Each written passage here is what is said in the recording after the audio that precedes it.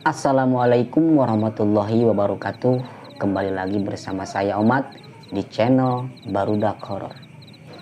Para dulur sekalian, di video kali ini saya akan bercerita tentang pengalaman teman saya waktu di kampungnya, yaitu teman saya ini kena teror santet. Mungkin saudara-saudara sekalian tahu dan sudah menjadi buah bibir lah apa itu santet, apa itu guna-guna, bisa dibilang apa itu teluh. Oke, sebelum lanjut ke ceritanya, pantang terus channel Barudak Horor dan jangan lupa like, comment, and subscribe, dan tekan loncengnya agar tidak ketinggalan cerita-cerita berikutnya. Tanpa berlama-lama, mari kita simak ceritanya. Pantang terus channel Cahor Bahor, cerita Barudak Horor.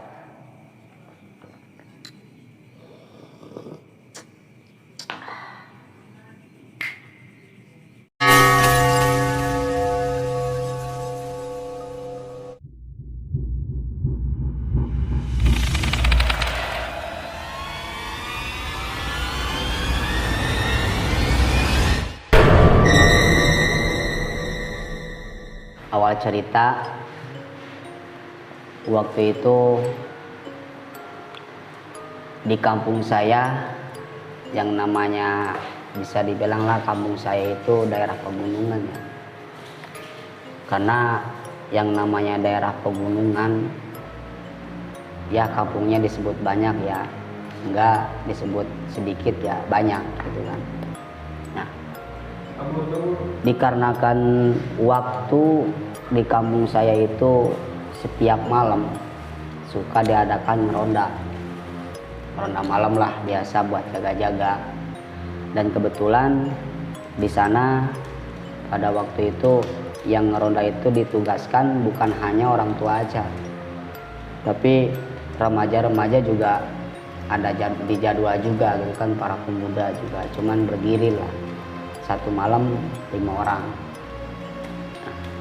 Dan kebetulan saya kebagian pas waktu rondanya, kalau nggak salah itu kira-kira malam Selasa yang saya ingat. Nah, singkat cerita, waktu itu saya sama teman saya ditemani juga bapak-bapak, Mang Miing, Mang Hendra, sama Mang Uman. Itu yang bapak-bapaknya. Kalau yang remajanya cuman saya sama si Iwan tuh, teman saya, termasuk tetangga saya juga. Nah, sehabis ngobrol-ngobrol di pos ronda, kata Mang Uman sama saya nyuruh keliling kampung karena memang keadaan udah malam, kira-kira jam 12 lah, jam 12 malam. Kita keliling kampung sambil bawa bambu itu yang diketok-ketok kan, biasalah gitu. Nah, cuman pada malam itu istilahnya suasana memang agak beda, karena malam itu bener-bener gimana ya, nggak seperti malam biasa-biasanya gitu kan.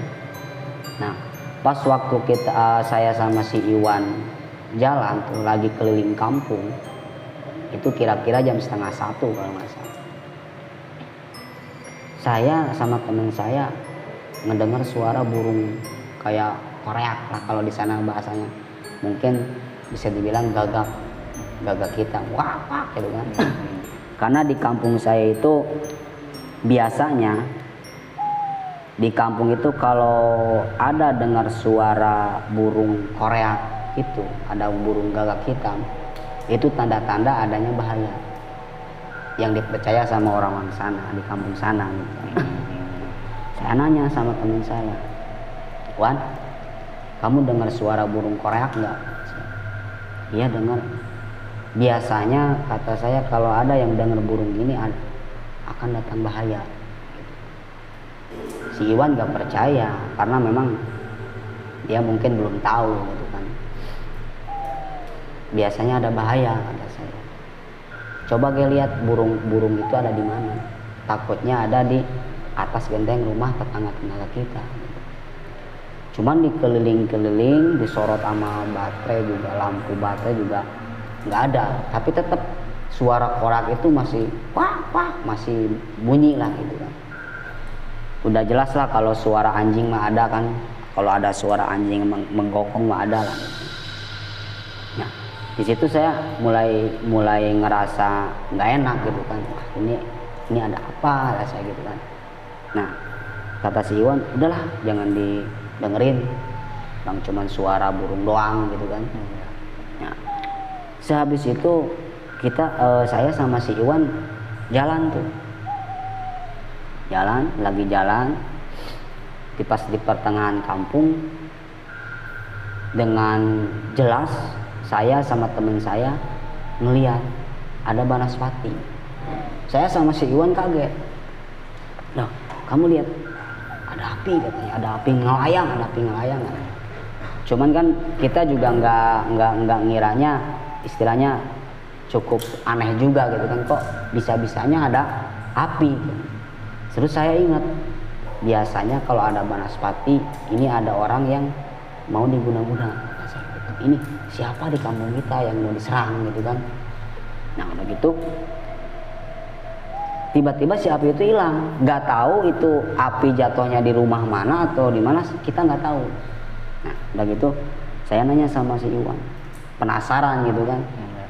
Wan, itu kalau ada banaspati berarti ada orang yang ngirim apa ya, semacam kayak guna-guna, atau kalau bisa dibilang santet lah, teluh bisa, kalau bahasa Sundanya teluh ya. Tapi tadi jatuhnya di rumah siapa? Ya nggak tahu. Udah gitu kita jalan, kan rumah si Iwan dekatan tuh sama saya. Nah udah gitu kita lagi di depan rumah saya sama si Iwan, tiba-tiba orang ibunya si Iwan berteriak minta tolong gitu kan, kayak orang ketakutan lah gitu kan. Nah begitu saya nanya, Wan, itu ibu kamu kenapa gitu kan. Ya saya dengar ibu kenapa katanya gitu. Lari tuh saya sama si Iwan lagi ke rumahnya. Pas begitu saya masuk sama rumah si Iwan gitu kan, ibunya si Iwan gemeteran kayak orang habis lihat sesuatu lah gitu kan. Habis itu, Bibi kenapa kata saya gitu kan. Ya Mas Iwan, ibu aya naon. Nah, terus si Ibi bercerita, katanya pas dia lagi di kamar dia ngelihat sosok badan gede terus giginya bertaring katanya gitu kan, giginya bertaring. Itu mah mungkin Bibi ngimpi kata saya gitu kan. Bukan, ini bukan ngimpi, orang Bibi belum tidur katanya. Udah gitu tiba-tiba bapaknya si Iwa berteriak, waduh sakit kayak orang bener-bener kesakitan gitu kan. Kita lari tuh sampai ibunya si Iwa nangis kenapa gitu kan. Nah udah gitu saya nanya sama bapaknya si Iwan, Mang kenapa Mang, sakit tulung gitu kan. Katanya kayak ada kepalanya kayak ada yang nusuk gitu kan. Wah dia ngebentur ke tembok saking sakitnya, sakit nggak kuat. Nah udah gitu saya bingung kan, Wan ini gimana? Wah kamu nanya sama saya lagi lagi panik gini katanya gitu kan. Nah, terus gimana? Udah ke Posonda aja, ke Posonda katanya. Ke Mang Uman katanya gitu. Nah, udah gitu saya lari tuh ke Posronda. Nah, singkat cerita saya ngomong sama yang ada di Posronda, suruh ke rumahnya si Iwan karena bapak si Iwan nggak tahu kenapa gitu kan. Nah, kita langsung lari tuh menuju tempat rumahnya si Iwan. Kita ngelihat bapak si Iwan masih megang kepala, masih kayak tadi lah kondisinya, sakit-sakitan gitu kan. Nah udah gitu kata si Mang Uman gini, ini kenapa, awalnya kenapa, jatuh apa gimana? Kata ibu si Iwan katanya nggak jatuh nggak apa, kita itu tadi si bapaknya lagi duduk di kursi aja katanya gitu. Cuman tiba-tiba dia teriak terus ngerasa kesakitannya, sampai sekarang masih ngerasa kesakitan gitu. Bahkan dia ngerasain hawa panas. Nah, tiba-tiba dia bangun tuh. Habis bangun matanya agak melotot gitu kan, terus dia batuk-batuk sampai dia ngeluarin darah. Nah di situ saya mulai curiga, wah ini kayaknya penyakit kiriman gitu. Pas begitu si Uwa batuk yang ketiga kali, yang dikeluarin darah sama ada paku 2, terus pecahan kaca, yang banyak pecahan kaca. Saya melihat tuh, wah, saya nanya si Wan, ini mah ada orang yang ngirim kata saya. Terus gimana? Udah saya ngomong, kamu jaga bapak kamu di sini sama si Mamang di sini kata saya. Saya mau manggil kakek saya. Emang bisa? Ya mudah-mudahan kata saya. Saya habis itu lari tuh. Nah, terus si Iwan manggil lagi, Mat, saya antar Mat gitu. Si Iwan, udah kamu di sini, udah saya mau ikut katanya gitu kan. Biarin tuh ada si Mang Uman katanya. Ya udah. Nah, baru aja kita keluar dari rumah si Iwan, itu ada halangan.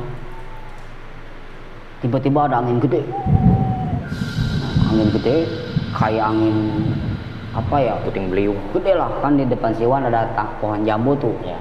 Pohon jambu sama pohon mangga. Itu wah kayak angin, ditebak angin gede lah gitu kan. Nah, habis itu ada kelelawar yang gede. Wah, pokoknya adalah segede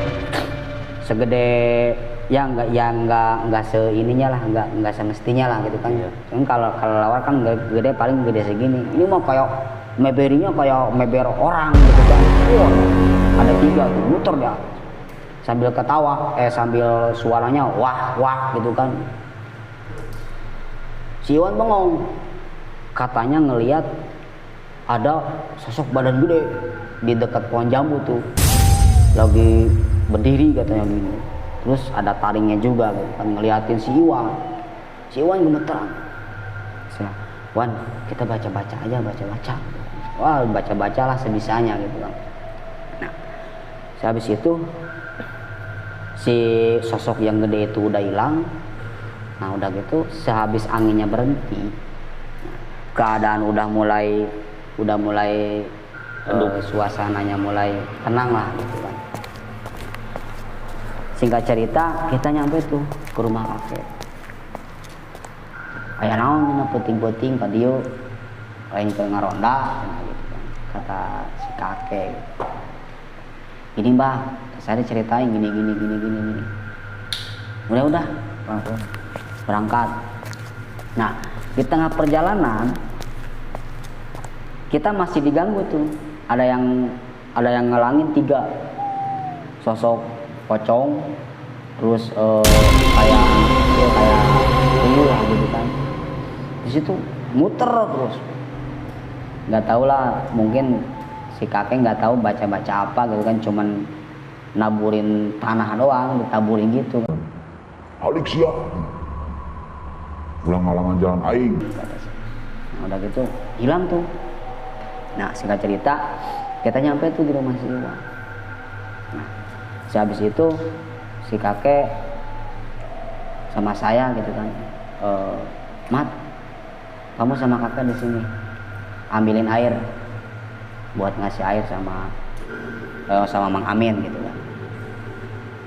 Terus saya nanya sama kakek, "Kek, emang Mang Amin kenapa, sakit apa?" gitu kan. Udah nanti diceritain gitu kan. Terus dikasih air tuh. Yang tadinya si Mang Amin, bapaknya si Iwan itu ngerasa panas gitu kan. Sehabis dikasih air tuh mulai reda tuh. Cuman belum sadar.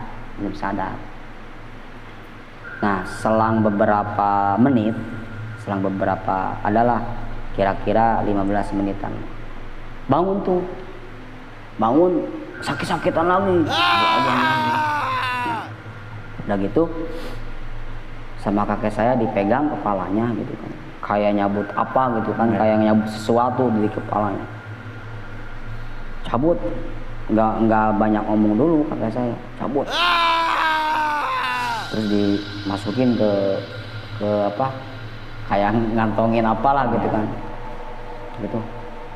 Nah, habis itu siuman tuh Mang Amin sadar lah gitu kan, aya naon pan ngalalingkung di imah gitu kan.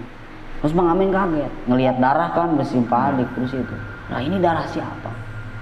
Kata kakek saya, itu darah kamu tadi, batuk-batuk keluar darah. Emang punya penyakit? Enggak katanya. Nah, habis itu kakek saya nanya, coba inget-inget Mang Amin punya masalah apa enggak sama orang, atau punya musuh apa enggak sebelum inilah gitu. Kata kakek saya, nanya sama Mang Amin. Kata Mang Amin, saya nggak pernah punya musuh. Memang Mang Amin nggak, ya bisa bilang orangnya ramah lah. Jadi boro-boro punya musuh, bahkan dia istilahnya sering nolongin orang lah gitu kan. Bahkan sama masyarakat juga dekat gitu kan. Habis itu si Mang Uman sama kakek saya disuruh manggil RT gitu. Disuruh manggil RT, Mang Uman manggil RT.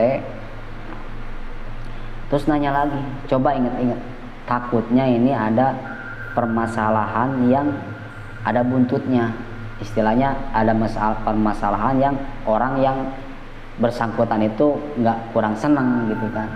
Nah, di situ diinget-inget. Nah, baru Mang Amin ingat, oh kata Mang Amin gini, saya pernah punya permasalahan belum lama katanya, baru seminggu sebelum kejadian itu.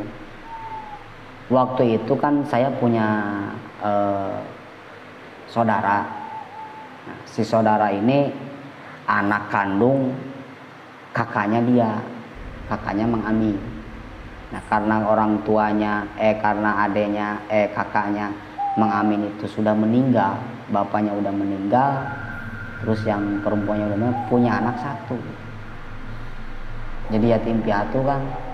Nah, punya anak satu. Terus yang adeknya si laki-lakinya, yang ada iparnya punya kakak. Nah, jadi si kakaknya ini mau ngerebut harta si anak yatim ini gitu. Nah, dengan bikin segala cara lah gimana supaya caranya supaya bisa memiliki harta si anak yatim ini katanya, termasuk keponakan Mang Amin tuh. Waktu itu namanya lah nggak usah disebut namanya lah gitu kan. Nah, si saudaranya Mang Amin ini, jadi si orang yang si adek iparnya itu kan nikah sama adeknya Mang Amin tuh, nikah sama kakaknya Mang Amin, bukan adeknya. Jadi kakak iparnya berarti. Nah, yang meninggal itu kakaknya Mang Amin. Setelah itu si kakak iparnya nih yang laki-laki kan punya kakak. Nah, punya kakak. Jadi istilahnya si kakak iparnya Mang Amin ini punya niat jahat. Jadi punya niat jahat, mau menguasai harta benda, karena memang yang punya harta benda di sana bukan iparnya, tapi kakak kandungnya Mang Amin ini gitu kan. Nah, setelah itu si kakak iparnya punya kakak. Nah, si kakaknya suruh nikah sama orang situ, nah, supaya enggak keluar dari kampung itu. Setelah itu, setelah lama-lama kemudian katanya, kan otomatis itu si anaknya kakak iparnya Mang Amin tuh tinggal sama dia kan, tinggal sama bapaknya sama ibu tirinya juga. Ternyata selama si ponakan Mang Amin itu di situ ternyata jarang diperhatiin si anaknya itu, bahkan sering disiksa katanya. Dan bahkan sering diomelin lah sama kakak iparnya, terus sama sama ibu tirinya juga, kata Mang Amin. Si harta yang namanya tanah, kebun, sawah itu sudah dijual sebagian. Oh, sudah dijual? Ya, dijual sebagian. Jadi keuntungannya dibagi dua sama kakaknya si kakak iparnya Mang Amin. Itu yang bekas kakak iparnya gitu kan. Nah, ketahuan tuh sama Mang Amin. Nah, Mang Amin nggak terima lah, gitu kan. Orang masih ada orang ini hak anak yatim, bukannya dijaga malah dijual atau malah dikuasain sendiri, gitu kan. Karena ini kan masih ada hak warisnya, gitu kan. Apalagi ini titipan, ini kan harta anak yatim, nggak boleh katanya dipakai, gitu kan. Nah, sehabis itu ya dari situ mulailah berurusan di kantor desa lah, gitu kan, nyelesain masalah itu.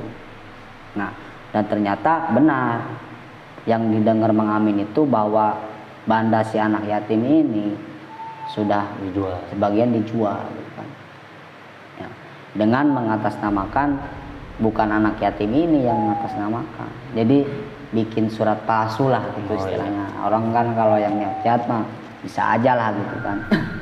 Nah, sehabis kejadian itu si kakak iparnya Mang Amin tuh nggak menang, kalah lah istilahnya, karena memang kuat dari Mang Aminnya, gitu kan. Memang itu harta anak yatim itu bukan harta dia, gitu kan. Bahkan dia kan ke kampung itu juga marah lah istilahnya, bukan asli orang sana, karena dia duduk di kampung itu juga karena dia menikah sama kakaknya Mang Amin, gitu kan. Nah, mungkin si kakak iparnya nggak terima, bahkan sempat mengancam juga katanya bahasanya, pokoknya awas ya, gitu kan, ada bahasa begitu. Cuman Mang Amin nggak terlalu nggak terlalu ngehirauin lah, gitu kan, bahasa di kakak iparnya. Nah, kakak iparnya dari sehabis kejadian itu pulang sama istrinya yang kedua tuh, pulang ke kampung.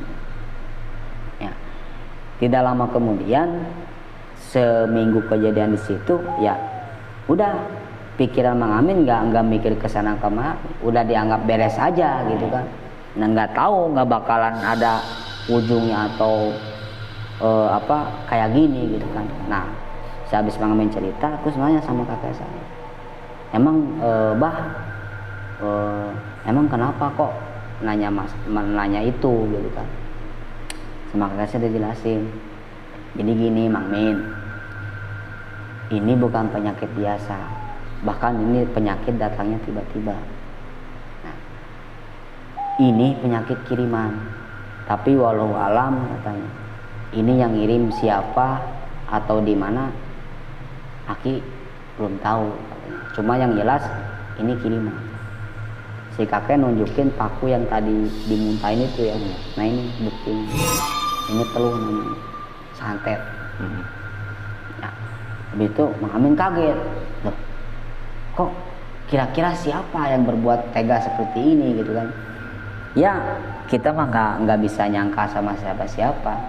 Cuman kalau ngedenger cerita Mang Amin tadi, ya bisa kemungkinan orang yang kurang puas dengan keputusan yang kemarin Mang Amin beresin, ya. Nah, sehabis itu kata kakek saya, ngelihat jam ini jam berapa? Jam 2. Pokoknya malam ini jangan ada yang tidur. sama Pak RT, kan Pak RT udah datang tuh, bilangin sama Pak RT supaya tetangga-tetangga sini suruh ke sini semua ke rumah Mang Amin, tolong Mang Amin jagain. Nah, dan sebisa mungkin sambil zikir lah, baca di rumah Mang Amin malam ini gitu kan. Dibangunin tuh yang udah pada tidur, dibangun. Nah, mungkin pada panik juga kan tetangga, akhirnya kumpul tuh di rumah Mang Amin semua. Kakek saya belum ngejelasin ada apanya, cuman dia suruh tolong bantuin Mang Amin di sini baca zikir, baca apa aja lah yang kalian bisa gitu kan, masing-masing baca. Akhirnya di situ ada yang zikir, ada yang ngaji gitu kan. Kita nyium bau amis, terus ada suara gimana ya, kayak orang lagi ketawa gitu, terus ada bau amis. Nah, jadi tepok sama kakek saya, kan saya duduk sama kakek saya. Pulang keluar juga, naon bah, udah ikut aja abah gitu kan, keluar. Nyium bau amis gak, kata si kata kakek saya. Iya pak. Nah, kalau kamu bisa lihat, ini ada dua sosok yang lagi ngeliatin Mang Amin, cuman dia nggak bisa masuk karena ada pagar katanya. Jadi orang-orang lagi pada ngaji. Jadi si ini sosok yang kedua ini lagi nunggu lengah. Ntar di saat lengah baru dia mau naburin apalah gitu kan, nggak tahu. Nah, setelah itu tiba-tiba siang tadi lagi ngaji ya, tiba-tiba pada ngantuk katanya, ngantuknya minta ampun. Nah, udah gitu kakek saya baca-baca, terus disiramin air tuh semua tuh, pakai air yang lagi ngaji itu supaya nggak ngantuk gitu kan. Saya diajak tuh ke dapur rumah si Iwan tuh, ayo ke dapur, masaknya di dapur. Mana kek? Nah, si kakek, kalau kamu pengen lihat tapi bantu kakek ya. Saya dibuka tuh sama kakek, dibuka. Ternyata bener, sosoknya sih nggak terlalu gede, cuma yang saya lihat kayak apa ya, giginya bertaring, terus kepalanya botak, ininya gede, kupingnya gede, kayak kuping gajah lah gimana, gede, kupingnya gede, terus perutnya gendut, bujana sampai mau keluar tuh, nongtot gitu kan. Kata saya, kek itu apa? Itu yang mau nyelakain Mang Amin. Ini jin kiriman dari orang yang di sana, kata saya. Terus gimana? Bantu kakek baca-baca. Sama saya lihat si kakek di kayak nyekek orang lah gitu.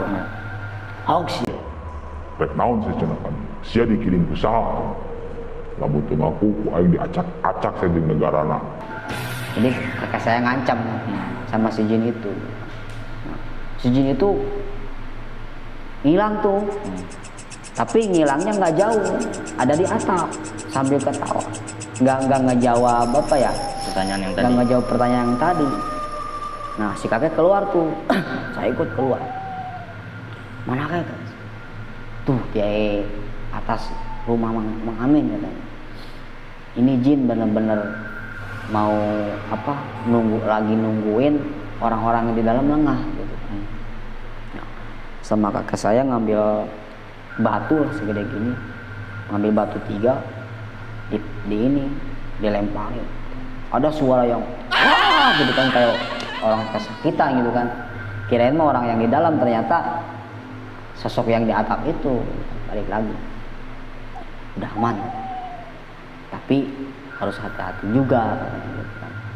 Karena kayaknya ini kalau orang yang namanya orang yang ngirim kayak gini kalau belum berhasil Terus-terusan. apakah terus katanya gitu, belum puas ya, udah kita masuk lagi.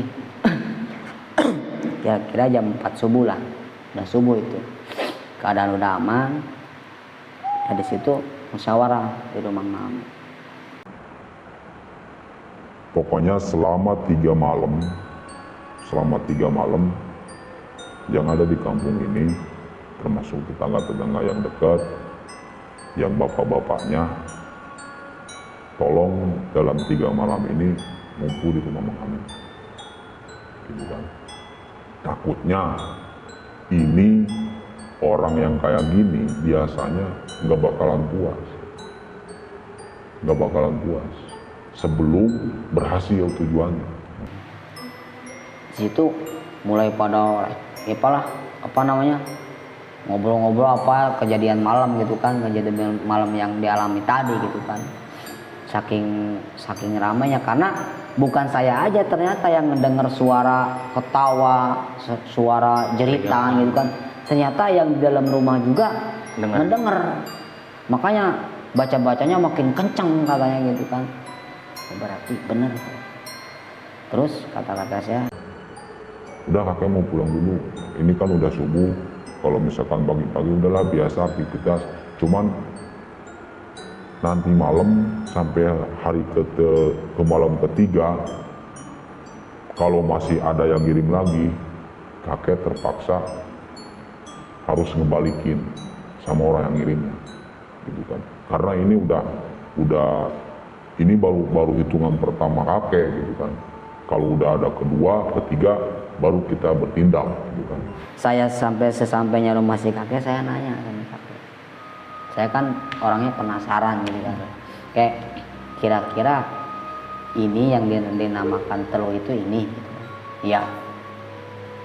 Yang dinamakan teluh seperti ini. Jadi orang yang gak seneng ngirim jin, terus kata saya ini yang ngirim penyakit kayak ngirim kayak paku, beling gitu kan, terus sampai bisa muntah-muntah, atau ada juga yang korengan gitu kan. Itu gimana caranya? Apakah penyakitnya yang langsung dimasukin ke orangnya, ke korbannya, apa gimana? Bukan gitu. Jadi ternyata teluh itu caranya begini, kata si kakek. Jadi si yang punya ilmu teluh minta tolong sama jin. Nah, minta tolong sama jin, nanti si jinnya yang ngirim penyakit sama orang yang ditargetkan. Nah begitu caranya. Oh kata saya, pokoknya nanti malam ikut lagi ke rumah Mang Amin, bantu kakek.